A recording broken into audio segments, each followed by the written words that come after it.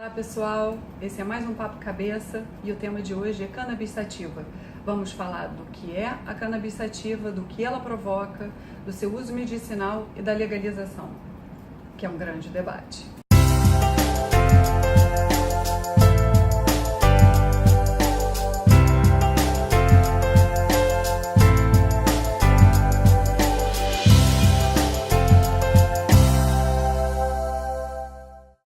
Inclusive, esse debate ao redor do mundo tem aumentado mais o interesse das pessoas e com isso a gente pode falar também mais abertamente. Tem aumentado o número de pesquisas a respeito.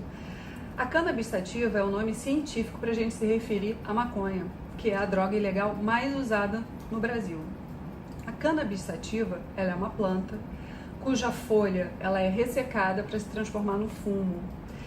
Quando a pessoa fuma, inala a fumaça e segura no pulmão, do pulmão rapidamente vai para a corrente sanguínea e rapidamente vai para os outros órgãos e cérebro.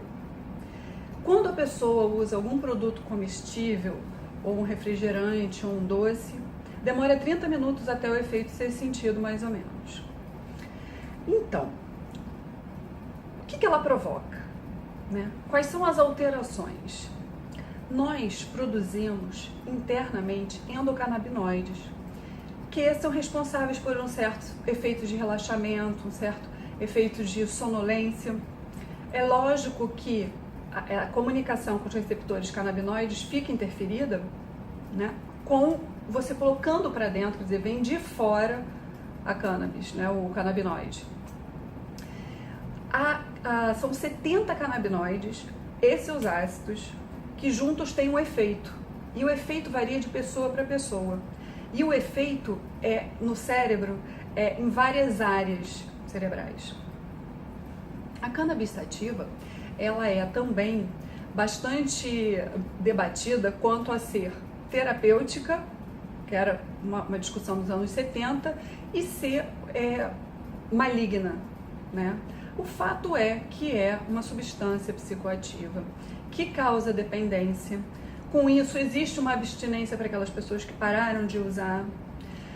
Se você tem um início precoce do uso entre 13 e 15 anos, o cérebro pode sofrer mudanças permanentes, mesmo que você pare na idade adulta.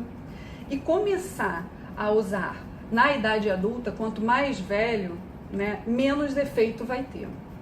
David Ferguson, ele é um professor neozelandês que fez o maior estudo longitudinal referente à cannabis sativa. Ele acompanhou 1.265 pessoas que, desde o nascimento até os 30 anos, 30 e poucos anos, que usaram ou não usaram e quais foram as consequências. E o que mais lhe chamou a atenção foi o abandono escolar. E talvez esse abandono escolar, o abandono de uma carreira, possa também acarretar um outro efeito, que é mais financeiro, né? Que são pessoas que geralmente apresentam menor capacidade financeira, porque geralmente não se desenvolveram como deveriam ter se desenvolvido se começassem a usar quando se aposentasse, por exemplo. O fato é que algumas características, né, como os olhos vermelhos, a boca, muita fome, a boca seca e muita fome, sensibilidade para a luz, né, é o que acontece, que o corpo sente. Existe também a síndrome motivacional, assim chamada, significa quando você não tem motivação para continuar vivendo, você precisa de outras coisas na vida para te satisfazer. Lembrando que toda a neuroquímica foi mudada. E como toda dependência química, o que você tem são hábitos que precisam ser mudados. E mudar hábitos, reformular a vida é bastante difícil.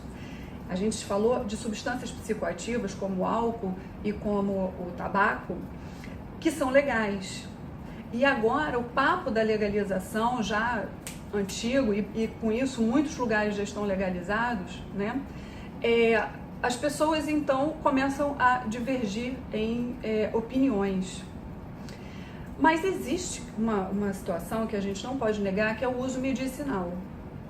o CBD, que é o canabidiol, e o THC, que é o tetrahidrocanabidiol, eles são isolados em laboratório e eles servem para um tratamento alternativo para quem sofre de enjoos depois de uma quimioterapia e para quem tem convulsões, as crianças pequenas que têm convulsões incontroláveis, né?